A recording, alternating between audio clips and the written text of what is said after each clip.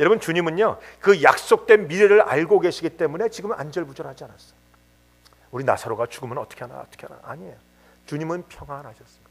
좀 이런 모습을 배워야 돼요. 주님은 평안한데, 미래를 알고 계시는 주님은 평안한데, 미래를 모르고 있는 마리아와 마르다는 안절부절 난리치죠. 여러분은 어디에 속해 계십니까? 우리 성도라면 이제 우리 눈을 미래로 돌려서 하나님이 하고자 하시는 일, 하나님의 영광을 나타내는 우리가 분명히 믿고 바라보고 어떠한 상황 가운데서도 평안함이 있는 여러분들이 되시길 주님의 이름으로 축원드립니다.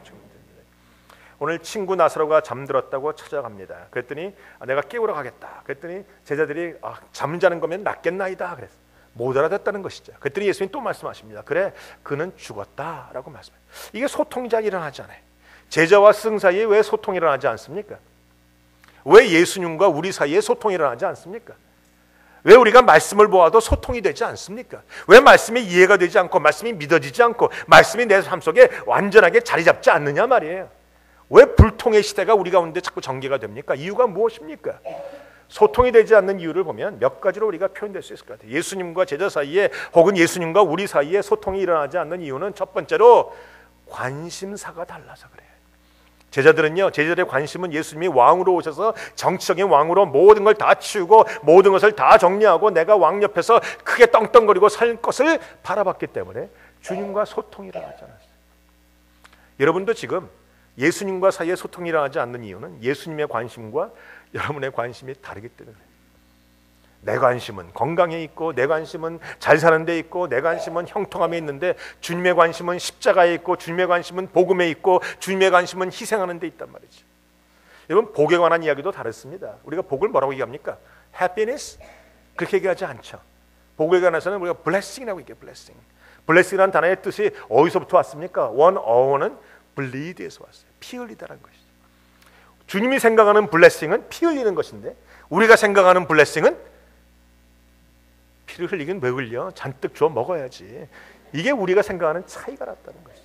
이 관심사가 다르기 때문에 주님과 소통이 일어나지 않아요. 여러분의 관심과 예수님의 관심이 같게 되시길 축원합니다.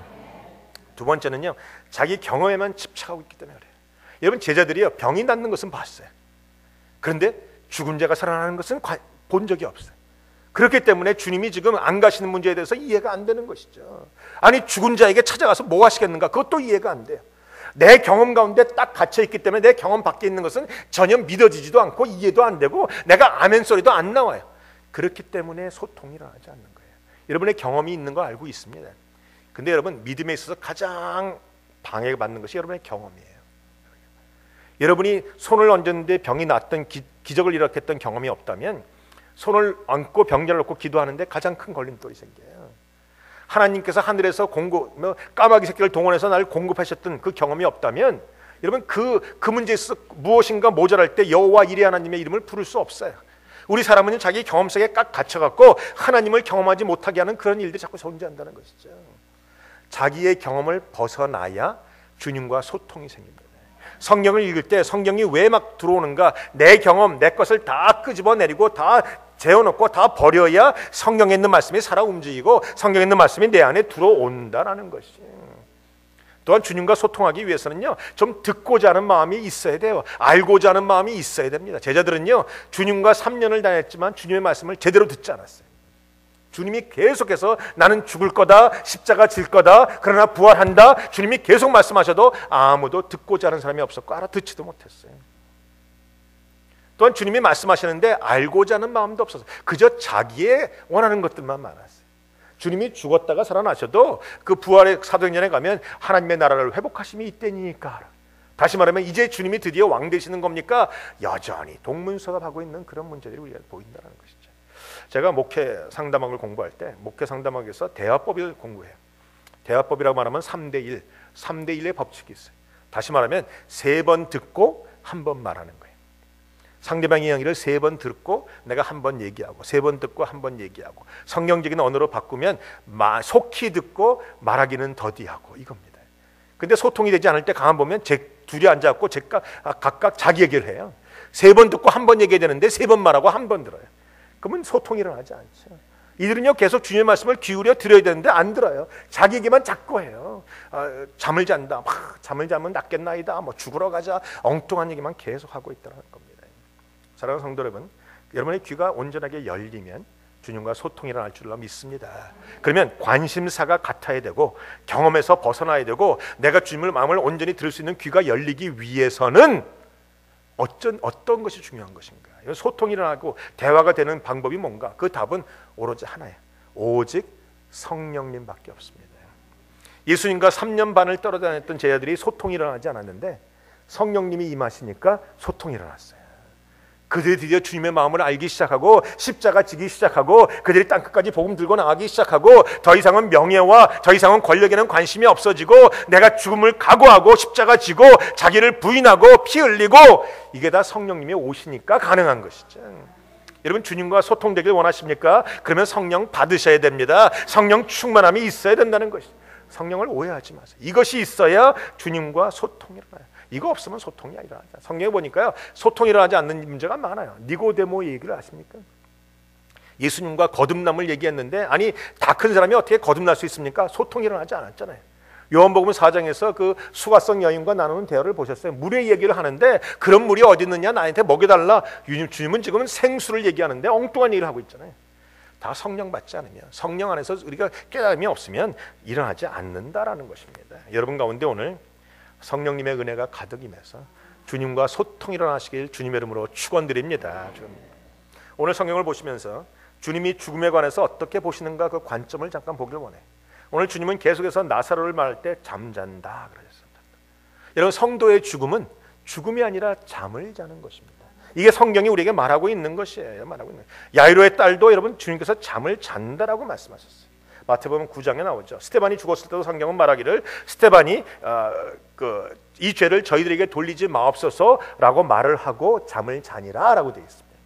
사도 바울도 고린도전서 15장에서 지금까지 어떤 이는 잠을 자며 이렇게 되어 있어요. 죽었지만 잠을 잔다는 걸로 표현하고 데살로니가 전서 4장 13절에도 형제들아 자는 자들에 관해서는 너희가 알지 못함을 우리가 원치 아니한다. 즉 죽은 자들에 대해서 잠을 잔다라고 표현합니다. 여러분 성도의 죽음은 잠을 자는 것입니다. 잠을 자는 것이기 때문에 두려워하실 필요가 없어요. 무서워서 떠실 필요도 없다는 것이죠. 제가 목회자이기 때문에 많은 성도님들의 죽음을 제가 목격합니다. 임종 예배도 보고 마지막 순간에 손도 잡아주고 숨이 넘어가는 순간을 다 보는데 그때 보면 정말 이분 안에 무슨 믿음이 있는지가 보여요. 평상시에는 목회자님이고 평상시에는 장로님이고 권사님이고 신령한 척하고 다 했는데 죽음의 순간에 죽기 싫어서 벌벌벌 떠시는 분도 많고 이를 악물고 막 고통스러워하다가 얼굴이 어그러져서 돌아가시는 분도 많아요. 마지막 순간에 편하게 주님 이제 나를 받아주시옵소서. 여러분 그것이 진짜 믿음이라는 것입니다. 한번 얘기를 돌려볼까요? 여러분 죽음이라는 것이 잠을 자는 것이라면 여러분 사람은 늘 잠을 자야 삽니다. 어젯밤에 다 주무시고 나오셨죠? 어젯밤에 잠을 잘 때 침대에 들어갈 때 자녀들 다 불러 모아서 안수기도 해주면서 유언을 하시면서 내가 오늘 마지막이다라고 말씀하시고 주무신 분 계세요? 울고불고? 아닙니다. 내가 내일 아침에 일어날 것 뻔하니까 굿나잇 하고 자잖아요. 잠을 잘 때 편하게 잠을 잡니다. 울고불고 안 자려고 바둥바둥하는 사람은 없어요. 그러나 성도가 죽음을 그렇게 생각한다면 우리의 마지막이 아름다울 거라는 것이죠. 우리가 잠깐 잠을 자지만 잠깐 자는 거예요. 우리가 언젠가는 다 일어나게 될 것입니다. 먼저 죽은 자나 지금 죽은 자나 앞으로 죽을 자나 다 주 앞에서 잠을 깨는 시간이 오게 될 것이에요. 그것이 성도의 죽음이고 그것이 바로 잠을 깨는 것이 우리가 성도의 부활이라 우리가 설명하고 있다는 것입니다. 그래서 오늘 예수님은요 이들이 못 알아듣자 다시 한번 정확하게 말씀하세요. 나사로가 죽었느니라 14절에 말씀을 하시죠. 그리고 말씀하시길 내가 거기 있지 아니하는 것을 너희를 위하여 기뻐하노니 이는 너희로 믿게 하려 함이라. 지금 주님이 내가 거기 없기 때문에 너희가 믿음을 가질 수 있다고 말씀하세요. 이 믿음이 뭡니까? 바로 이 믿음이 부활 믿음이라는 것이죠. 이 믿음이라는 것이 바로 예수님이 우리의 병을 낫게 하실 뿐만이 아니라 우리를 죽음에서 부활시켜 주시는 분이다, 살려주시는 분이다, 영생을 주시는 분이다. 바로 그 믿음을 가질 수 있게 된다는 것이에요. 이 믿음은요 초월적인 믿음입니다. 모든 상황과 환경과 죽음을 뛰어넘는 믿음입니다. 이 믿음이 진짜 믿음입니다. 성도는 이 믿음이 바로 부활의 믿음이고 이 믿음이 있어야 되는 것이에요. 오늘 여러분 이 부활절 이후에 여러분 안에 이 믿음, 초월적인 믿음, 이 우리가 병을 낫는 문제만이 아니라 정말 죽음에서도 살릴 수 있는 이 부활의 믿음이 여러분에게 있게 되시길 주님의 이름으로 축원드립니다. 오늘 주님이 그런 말씀을 하시면서 결국 늦게 가서 그 나사로가 죽지 않습니까? 죽지 않습니까? 다시 말하면 기도가 응답되지 않는다는 것이, 기도가 천천히 늦게 왔다는 것입니다. 여러분, 기도가 늦게 와도, 응답이 늦게 와도, 즉 기도의 응답이 지체가 돼도 이거 다 하나님의 섭리